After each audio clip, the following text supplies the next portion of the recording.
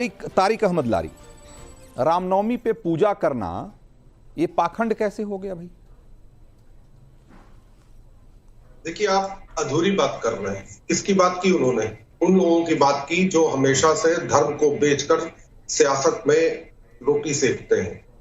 ये बीजेपी की बात की थी, ये योगी, मोदी, अमित शाह, इन लोगों की बात की थी, आरएसएस, बजरंग दल और इस तरह के कट्टरवादी संगठनों की बात की थी जो इस देश में नफरत फैलाने की बात करते हैं धर्म के आधार पर। नहीं, राम गोपाल यादव का बयान आपने पूरा सुना नहीं। राम गोपाल यादव का बयान आपने सुना नहीं। उन्होंने कहा कि मैं तो कभी किसी की पूजा नहीं की, मैंने भगवान का नाम लेता हूं, असली भक्त हूं भगवान का, मैं दिखावा नहीं करता, मैं पाखंडी हूं। पाखंडी लोग ये सब करते हैं, पाखंडी लोग ये सब करते हैं। क्या करते हैं? पूजा करते हैं, पूजा पाठ करते हैं पाखंडी लोग। भाई ये आपकी सोच हो सकती है, आप उस अपनी सोच को अपने तक सीमित रखें, लेकिन अगर आप एक राजनेता हैं, एक पार्टी के नुमाइंदे हैं, आप इस तरीके से कैसे बात कर सकते हैं? नहीं, मेरी सोच नहीं है, ये उनका साफ लफ्जों में उन्होंने कहा है कि बीजेपी जो पाखंड कर रही है, कहां बीजेपी? उस तरह का पाखंड नहीं करता हूं। बीजेपी की जो जितनी बातें मैंने कही, मैंने शब्दशः, मैंने वर्बैटिम कोट किया है, मैंने शब्दशः वही बातें कही है जो उन्होंने कहा है। उसमें बीजेपी की बात कहां से आ गई? रंजीत भाई, बात को घुमाइए नहीं, ये बात। अरे क्या बात को घुमाना है भाई? बात आप घुमा रहे हैं। मैं कह तो रहा हूं, मैं एक बार फिर से बयान सुनाइए राम गोपाल यादव का। मेरी बात छोड़िए, राम गोपाल यादव का बयान फिर से सुनाइए। रामनवमी को जो कुछ लोगों ने पेटेंट कर लिया है, उनकी बपौती नहीं रामनवमी। रामनवमी करोड़ों लोग, हजारों, रामनवमी को जो कुछ लोगों ने पेटेंट कर लिया। मैं दिखावा नहीं कर रहा हूँ, मैं पाखंडी नहीं हूँ, पाखंडी लोग ये सब कर रहे हैं। तारिक अहमद लारी, सुन लिया आपने? बात को काट दिया। कहां बीजेपी जो पूजा करते हैं, ये भी साथ में कहा उन्होंने। अरे भाई, जो उन्होंने कहा उसमें कोई एडिटिंग नहीं हुई है, कोई एडिटिंग नहीं हुई है। तारिक अहमद लारी, फिर से प्ले करिए, ये अनकट, पूरा प्ले करिए। ये अनकट है, ये अनकट है। हमने पूरा का पूरा प्ले किया है, पूरा का पूरा प्ले किया है। और जो उन्होंने कहा है वो हम अपने स्क्रीन पे लिख भी रहे हैं। अगर आपको लगता है कि नहीं उन्होंने ऐसा कहा होगा और हमने काट दिया, ऐसा कुछ नहीं कहा होगा। नहीं, उन्होंने कहा है कि जिन लोगों ने पाखंड किया है, जिन लोगों ने पेटेंट किया, वो पाखंड किया है, वो पाखंड कर रहे हैं भाई। पेटेंट अगर किया है बीजेपी ने। तारिक अहमद लारी, अगर आपको लगता है कि राम गोपाल यादव को ऐसे बोलना चाहिए था, उन्होंने नहीं बोला, तो आप अपने नेता को बता दीजिएगा। लेकिन आपके नेता ने जो कहा है वो हमने आपको सुनाया है, और उसमें ये बिल्कुल अनकट है, ये बिल्कुल अनकट है। और अगर आप दिखा रहे चीज को, अच्छा, आप मेरे बारे में एक बात बताइए। हाँ। रंजीत भाई, आप तो शुरू से मुझे जानते हैं, आप मुझे बताइए मैं क्या हूं भाई? आप नहीं, सवाल आपका नहीं है, सवाल आपका सवाल ही नहीं है। सवाल तो मैं भाई आपसे, मैं तो आप अपने नेता को डिफेंड करने आए हैं, आप अपनी पार्टी को डिफेंड करने आए हैं, इसलिए मैं आपसे सवाल कर रहा हूं। मैं आपकी व्यक्तिगत हैसियत में आपसे सवाल नहीं कर रहा, मैं आपसे आप अपने पार्टी को यहां रिप्रेजेंट कर रहे हैं, इसलिए आपसे सवाल कर रहा हूं। तारिक अहमद लारी, कौन भगवान था पहले? राम जी से पहले भाई मैं आपसे एक लाइन का सवाल है, एक लाइन का जवाब दीजिए कि क्या मंदिर बनवाना, भगवान की पूजा करना, क्या ये सब पाखंड है? क्या सब ढोंग है? क्या नमो नमः? और उसके बाद भगवान शंकर। तारिक अहमद लारी, सवाल सुनिए, पहले सवाल सुनिए फिर जवाब दीजिए। तारिक अहमद लारी, तारिक अहमद लारी, आपको अपने को नहीं साबित करना है, आप अपने नेता को डिफेंड करने आए हैं, आप अपने पार्टी के स्टैंड को डिफेंड करने आए हैं, उसको डिफेंड करिए। आप अपनी मार्केटिंग करने से कोई फायदा नहीं है ना। मैं पूछ रहा हूं आपसे कि क्या मंदिर बनवाना, पूजा करना क्या पाखंड है?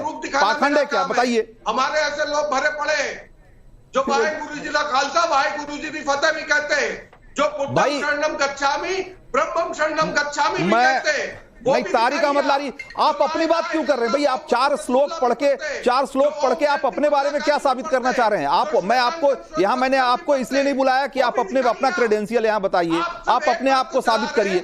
मैंने आपको इसलिए यहां बुलाया है कि आपके पार्टी के बड़े नेता, सांसद वो इस तरह का बयान दे रहे हैं, आपके पार्टी के दूसरे नेता कुछ और तरह के बयान दे रहे हैं, उस पर भी मैं आऊंगा भाई। आप उसको डिफेंड करने आए हैं ना। आप इस रंग में ना रंगिए सर, आप इस रंग में ना रंगिए भाई। मैं एक बात, तारिक अहमद लारी, आप सुनेंगे, आप सिर्फ लगातार बोलते रहेंगे तो बात नहीं बनेगी ना। मैं आपसे पूछ रहा हूं कि क्या मैं तारिक अहमद लारी को डिफेंड करने के लिए थोड़ी बुलाया हूं। मैंने इसलिए आपको बुलाया ना कि आपके नेता और आपके पार्टी के जो लोग कर रहे हैं आप उसको डिफेंड करेंगे यहाँ। भाई तारिक अहमद लारी के पर्चे के लिए मैं यहाँ थोड़ी बैठा हूं। मैंने डिफेंड तो किया है क्योंकि आपने मैं एक लाइन का सवाल पूछ रहा हूं, एक मिनट चुप रहिए, एक लाइन का सवाल कि क्या मंदिर बनवाना, पूजा करना क्या पाखंड है, ढोंग है? सर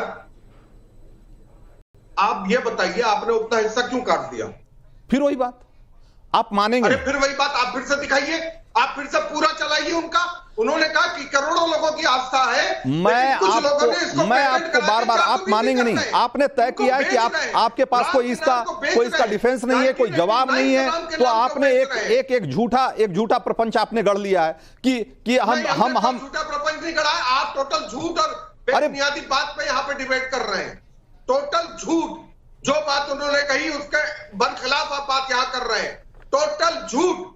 और ये ध्यान रखिए, इस चीज को मैं चलवा सकता हूं और आपको शो कॉज नोटिस भी भेजूंगा कि आप रंजीत भाई आपके पर्सनल नाम से भेजूंगा, क्योंकि आप इस शो को कंडक्ट कर रहे हैं। तारिक अहमद लारी जो बयान है उनका वो आपके सामने है, जो बयान है वो उनका आपके सामने है, और आप फर्जी गप कर रहे हैं। इसका कोई मतलब नहीं, इसका कोई मतलब नहीं।